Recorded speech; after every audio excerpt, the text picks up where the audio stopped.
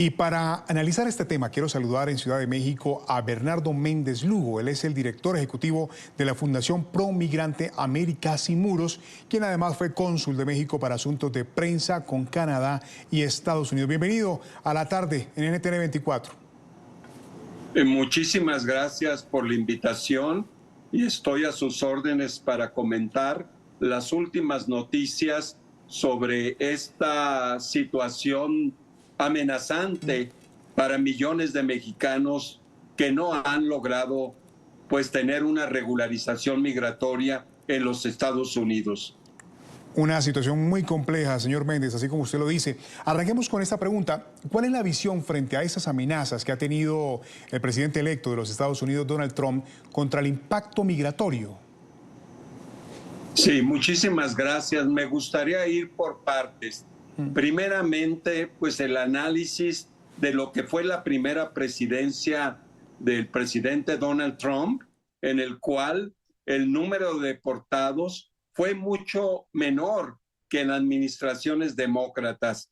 La diferencia importante es que en el caso de las deportaciones del presidente Trump, fueron personas que ya tenían muchos años radicando en Estados Unidos. Por ejemplo, en el caso de Obama, en 2 periodos fueron más de 5 millones, pero muchas de estas deportaciones fueron de personas que recién entraban y que se multiplicaban por 2 o 3 intentos al año, lo cual hizo que se multiplicaran. En el caso del presidente Trump, fueron mucho menos, pero sí un daño muy importante porque eran familias ya constituidas con hijos nacidos en Estados Unidos. Así que creo que este es el escenario que tenemos que ver. Probablemente no se cumpla la amenaza de 1 millón de deportados por cada año de administración, lo cual haría 4 millones, si no sea un poco menor, pero sí un daño muy profundo para familias, no solamente mexicanas, Hugo, también familias que son de Centroamérica. Recordemos que en total hay más de 2,5 millones de centroamericanos, y si sumamos países como Colombia, República Dominicana, Haití, estamos hablando que del total de los que el censo estadounidense comenta como 11 millones, muy probablemente 8 de esos 11 son latinoamericanos. Hoy el canciller Juan Ramón de la Fuente, el doctor Juan Ramón de la Fuente, señaló un número de 4.8 millones de mexicanos indocumentados, y creo que sobre eso irá todo lo que anunciado por el canciller Juan Ramón de la Fuente, siguiendo instrucciones de la presidenta Claudia Sheinbaum, solo sobre los más vulnerables y en las regiones de Estados Unidos más peligrosas por el tipo de leyes locales y estatales, como son Texas, Arizona y el estado de Georgia, Hugo. Sí, don Bernardo. Claro, bueno, usted mencionaba algo medular en esta conversación y es el impacto o el daño que tendría en las familias migrantes. Lo veíamos en el reporte de José María del Pino hace unos minutos, porque el zar de la frontera, Tom Homan, aseguró que están evaluando la posibilidad de que vuelvan a operar estos centros de detención familiar para migrantes ilegales. De concretarse esta medida, ¿qué efecto tendría en las familias migrantes? ¿Cómo los impactaría a ellos? En ese sentido, creo yo que independientemente del número de familias, porque recordemos que hay procesos legales, el que va a ser deportado, la familia, tiene que pasar por un proceso ante un juez. Las capacidades del sistema judicial probablemente no den para que se pueda deportar 1 millón de personas. Sin embargo, puede existir, conociendo al presidente Trump, alguna medida extraordinaria que pudiera de alguna manera no seguir los procedimientos legales y tratar de acelerar de una manera, digamos, no muy adecuada desde el punto de vista normativo, pero una orden ejecutiva pudiera eliminar algunas de las necesidades administrativas. Desde la perspectiva del gobierno de México, ya se elaboran programas especiales de asesoría legal, de todo lo que es la documentación que requieren las familias, los menores de edad. En ese sentido, se hace un llamado a los padres que tienen hijos nacidos en Estados Unidos para que firmen una custodia legal y se puedan quedar los niños y jóvenes nacidos en Estados Unidos, ya sea con familiares o amigos, para que sigan su proceso educativo y de vida en Estados Unidos.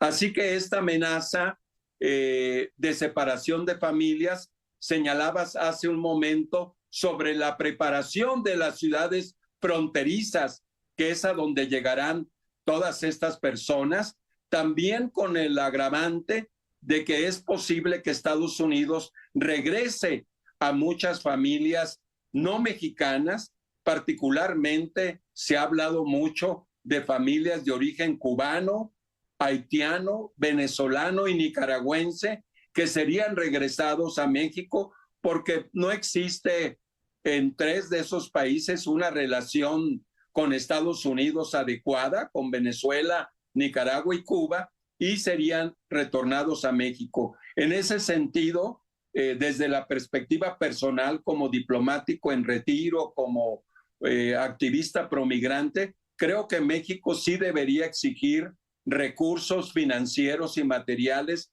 a Estados Unidos. Recordarás que cuando llegó el éxodo y la diáspora siria a Turquía, Turquía recibió una buena cantidad de dinero de la Unión Europea para poder recibir a estos refugiados sirios. Creo que México está en todo su derecho para exigir recursos financieros, materiales, para poder atender a todos estos migrantes y que obviamente México también en los municipios fronterizos que se ha señalado insistentemente que no tienen los recursos, ciudades como Matamoros, tenemos gente de nuestra organización en Matamoros, en Reynosa, en Tijuana, en Nogales, en Ciudad Juárez, y creo yo que si se cumpliera, digamos, la mitad de la amenaza que implicaría, digamos, 500,000, un promedio de 50,000 al mes repartidos en estas fronteras, sí se requiere tener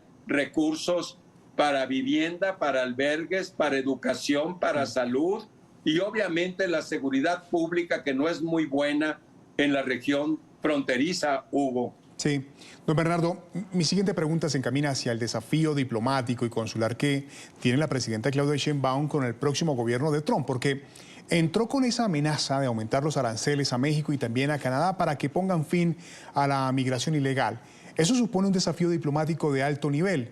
¿Cómo visualiza usted esa relación bilateral entre México y Estados Unidos? Creo yo que en términos de la búsqueda de consenso con sus votantes, se organizan muchas de estas, digamos, propuestas, decisiones, que si bien de la retórica a la acción puede haber un trecho, se pueden cumplir algunas de estas partes, pero creo que el gobierno del presidente Trump, a partir del 20 de enero, tendrá que evaluar los impactos que tiene, por ejemplo, el poner aranceles. Nosotros producimos una buena parte de los vehículos, la línea blanca, electrónicos, y esto significaría el incrementar los precios para el consumidor, muchos de ellos pues partidarios del presidente Trump, así que un incremento en los precios de productos y servicios por poner aranceles, creo yo que lo tendrá que pensar 2 veces. Ya no es un tema relacionado de impacto hacia México, sino un impacto hacia la propia población estadounidense. Lo mismo en el ámbito de los empleos. Actualmente sabemos que muchas ciudades, Las Vegas y muchas ciudades dependen de mano de obra mexicana en los hoteles, en la limpieza, en la comida. Creo yo que el generar una, digamos, deportación masiva puede ser que ahorita no se evalúe por un tema político, ¿verdad? De política interna, pero yo creo que paulatinamente se tienen que pensar los temas. Hemos visto que muchos de los agricultores en California, en Texas, pues están muy preocupados porque no haya mano de obra para las cosechas. Así que habrá que evaluar paulatinamente si efectivamente habrá una capacidad política y material. En términos también, recuerda que Estados Unidos pues está en una disputa con China, y el hecho también de tener productos más caros para sus consumidores lo pone en una situación complicada de reconsiderar también su relación con países asiáticos como China. Así es. Bueno, le agradecemos a Bernardo Méndez Lugo, es director ejecutivo de la Fundación Pro Migrante América Sin Muros, quien además fue cónsul de México para asuntos de prensa con Canadá y Estados Unidos. Ha sido un verdadero gusto tenerlo con nosotros. Muchísimas gracias, les agradezco el interés y recuerden que nos pueden seguir en América Sin Muros en todas las redes. Ojalá que por ahí nos etiqueten en las redes de América Sin Muros y también en mis redes personales, en YouTube, en TikTok, en todas las redes, LinkedIn, etcétera. Estamos a sus órdenes y espero darle seguimiento a este tipo de amenaza.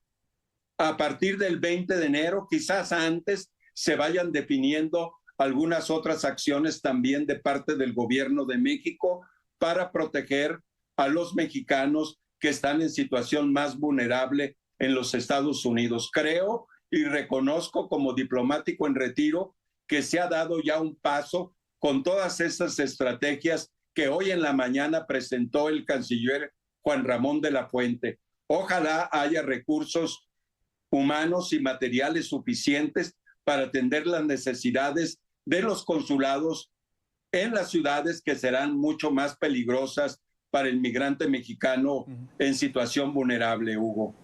Gracias, don Bernardo. Un saludo para usted muy especial allí en México.